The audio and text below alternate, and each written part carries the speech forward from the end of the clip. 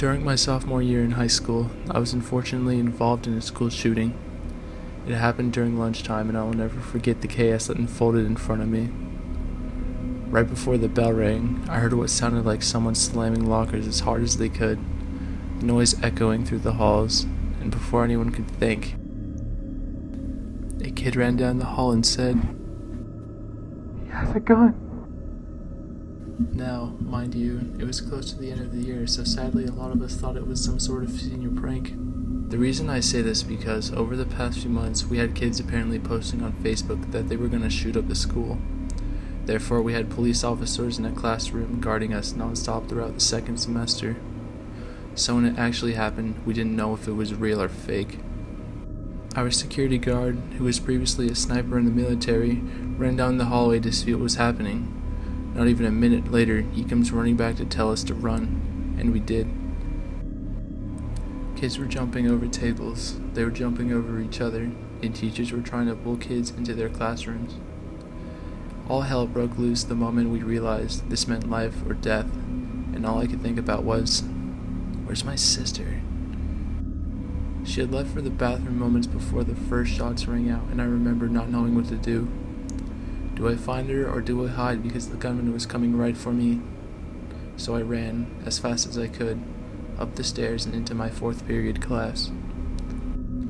The teacher had sent a student out to see what was going on, and I rushed us both inside telling him to lock the door.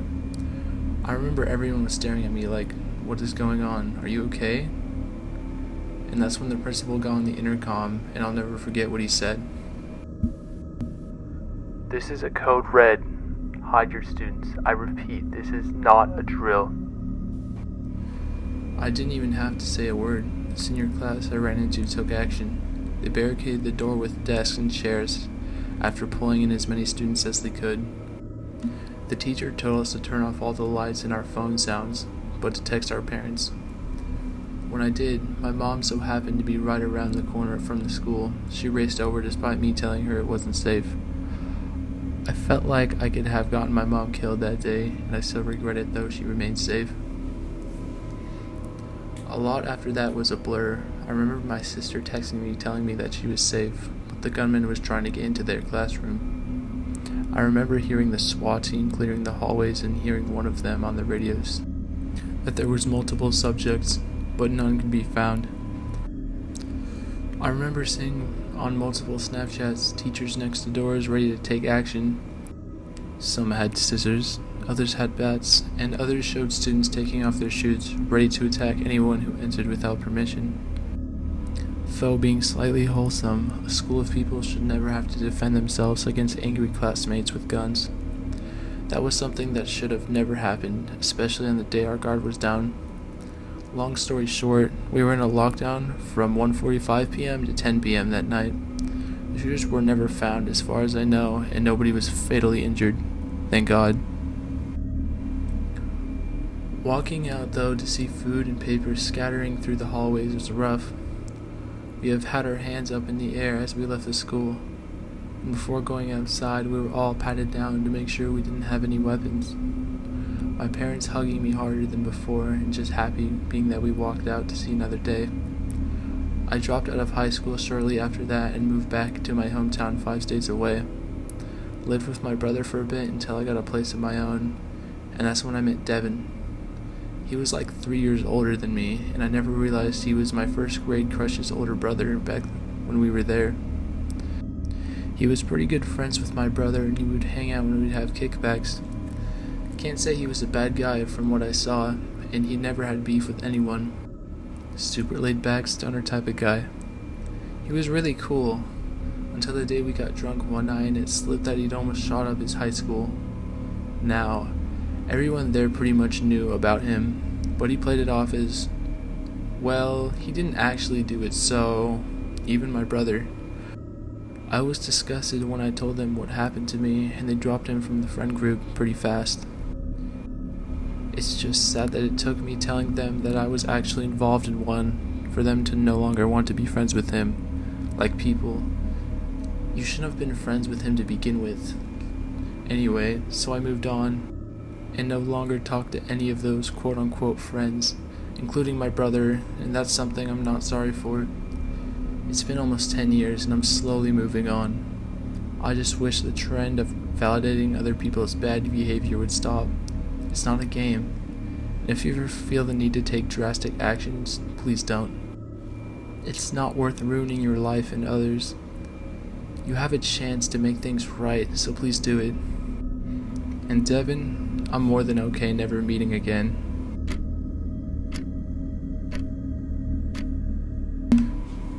This incident took place in the summer of 2023. Last year, I transferred with my company to take a new position in a major Midwestern city. My spouse was still working and living back in California for the next few months, so I rented a studio apartment for myself in a newly renovated apartment building in a popular downtown neighborhood until we could get back and look for a place together. The apartment was small but nice.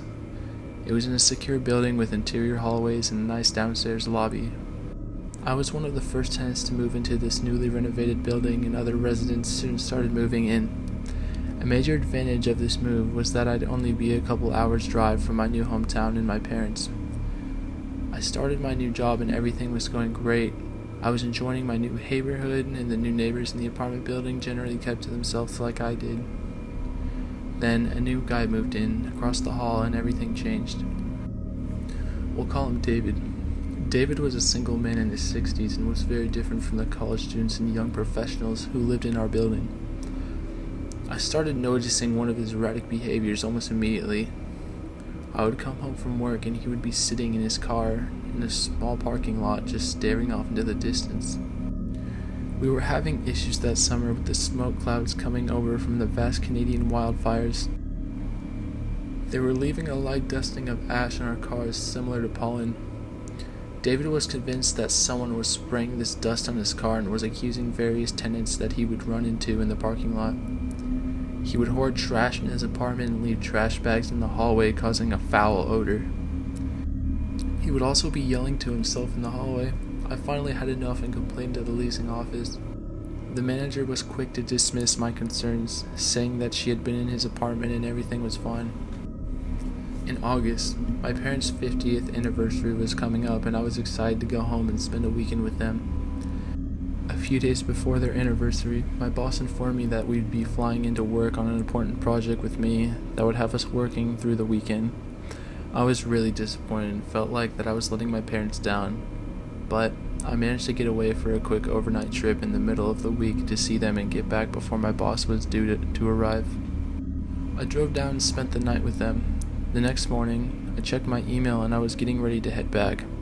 There was an email from my apartment manager in regard to the quote-unquote incident the night before.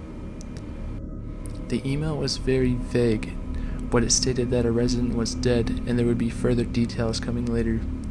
My heart sank and I immediately went pale. My mind instinctively went to my strange neighbor, David. I opened up the local news app for my city, and the top story was about an active shooter in my apartment building who was killed during the SWAT team standoff the night before. Apparently, David approached my next-door neighbor in the hallway with a gun and threatened to shoot him. The neighbor ran into his apartment and called 911. David also called 911 and told the dispatcher that his neighbor was hacking his phone, and if the police didn't come, he was going to start shooting people. The police came and tried to talk to David, but he had barricaded himself in his apartment and claimed to be heavily armed. The state police and the SWAT team soon arrived, and David began firing the rifle out his window at anyone he saw in the parking lot below.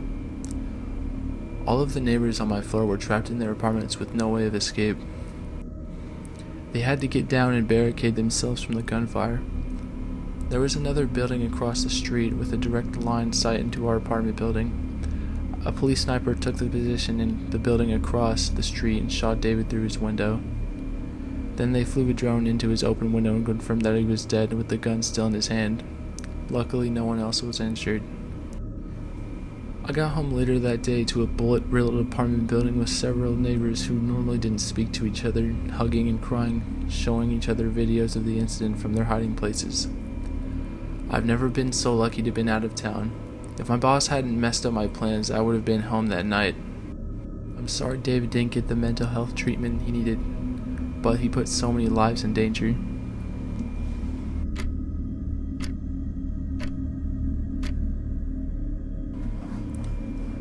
2017, in my last semester of high school, some friends and I decided to skip the pep rally for the girls' varsity basketball team making the playoffs for the first time. My last period of the day was theater tech. I was just taking it as a fine arts credit, and two of my friends in the grade below me were taking that class with me. We decided to skip the pep rally and leave school early to go to the nearby Taco Bell like we did every day.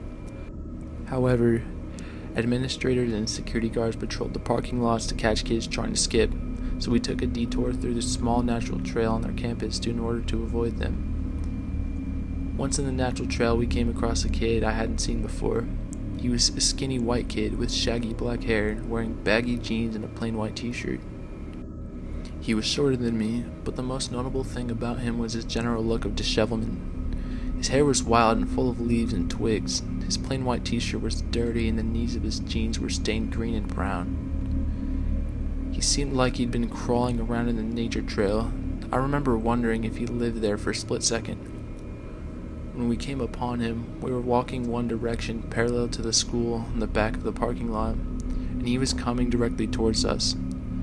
I knew the nature trail well enough to know there was a bend that led deep into the woods, and I figured he had come from there. He was out of breath and looked scared.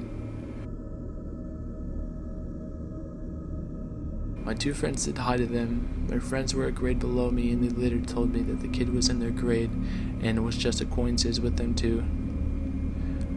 It was supposed to be just a quick hello, but I couldn't help but notice how scared he looked and how suspicious he seemed of us.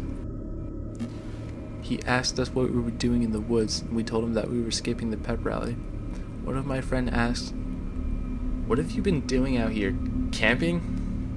Me and my other friend gave a nervous laugh, but the kid didn't even crack a smile. He explained that he was dropped off at the school that morning and was supposed to get on the bus to take him to DAEP. DAEP was the alternative school that kids who got suspended from school went to. His plain outfit started to make sense now. It was the infamous uniform of the alternative school. He then explained that he didn't want to go to the alternative school, so when his mom dropped him off, he pretended like he would wait for the bus and hid in the nature trail for a full 8 hours of the school day. He was still acting really skittish. And without even looking at each other or speaking to each other, each of my friends could feel that something wasn't right and that we were in some kind of danger. The kid looked around nervously often, as if seeing if someone might have followed us, or if we were alone in the woods. We hit him with, "Alright man, well good luck. We're going to try to get to our cars and go home before the pep rally ends." When he heard the words cars, he perked up. He started walking with us towards the parking lot and continuing to talk. He becomes a lot more friendly and asks if we could give him a ride home. We give him some half-baked excuse why we couldn't. We didn't expect him to say that. I'd never met him and my friends barely knew him, but he didn't take no for an answer. He tells us that people were going to start looking for him pretty soon and that he was going to be in a lot of trouble. We tell him that he'd probably be fine hiding there in that deep in the nature trail, but he tells us, "Nah man, you don't understand. I broke into a car at the fellowship." He pointed in the direction of the mega church that had a parking lot that backed up to my school. "I took this." From his waistband he pulled out a handgun and I felt sick to my stomach. I've never seen a gun in real life, and at this point, I really felt in danger. Not just because he had produced a gun. I had never really been scared of them, more so that the entire interaction felt uneasy, and the sky was already unsettling and desperate. One of my friends very cautiously tells him that he should probably ditch it and take off somewhere, and he just stood there, staring at us for an uncomfortable amount of time. His eyes were meeting each of ours. I broke the silence by saying we wouldn't tell anyone, but he really had to go before the pep rally ended. One of my other stupid-ass friends, who'd been virtually silent the entire time, spoke up and said, "Yeah, and it's best we're not around if they start looking for you with that," gesturing to the handgun. His eyes narrowed and once more he asked if he could take us home. This time it felt more like a command. I've never been a super brave person, but in that moment, I don't know why, I just blurted out, "Nah man, I'm good." Again, there was an uncomfortable silence. Then he asked, "Before you leave, do you guys want to see something?" My first friend was kind of a hothead, and although he was uncomfortable with the situation, he was not afraid of a conflict, nor was I. My other friend, however, was not a fan of conflict and always would de-escalate first. We all looked up at each other, and me and my first friend kind of had an unspoken understanding like, if this is going to happen, if we have to run or fight, we might have to do it now. My other friend was very visibly afraid. He asked, "What does he want to show us?" And before the kid could answer, my friend said, "We don't want to see. We have to go." My first friend started briskly walking past the kid, and me and the other friend quickly followed. Within a few steps, we started sprinting towards the parking lot. I looked back once, and we were about 50 steps away. I looked back, and he was still standing there, watching us run. He'd put the gun back in his waistband before a small adjacent trail, back deeper into the woods. By the time we made it into the parking lot, there were police everywhere. We were sweating, out of breath, and terrified.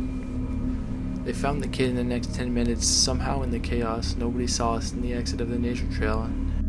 Since there were so many cops in the parking lot, we decided just to head back inside through another door, just to find that the door was locked. That's when the administrator found us, brought us inside, and shoved us into the classroom, where we were able to talk to the others and find out what was going on. This is what we could piece together from what we learned. Turns out that kid had skipped the AEP, hidden the nature trail, and broke into a car at the church, and stole a semi-automatic shotgun and a handgun from the car. After stealing the guns, he texted his girlfriend and told him about what he was about to do, something really terrible, and that when she saw his name on the news that she would turn off the TV. He told her explicitly that he was going to kill kids at school. She knew he was supposed to be at DAEP and was so worried about the text that she contacted the police. DAEP went into a lockdown until officers got a call from a guy at the church that 2 of his guns had been stolen from his car behind the school, and that's when they put 2 and 2 together and caught him hiding in the woods.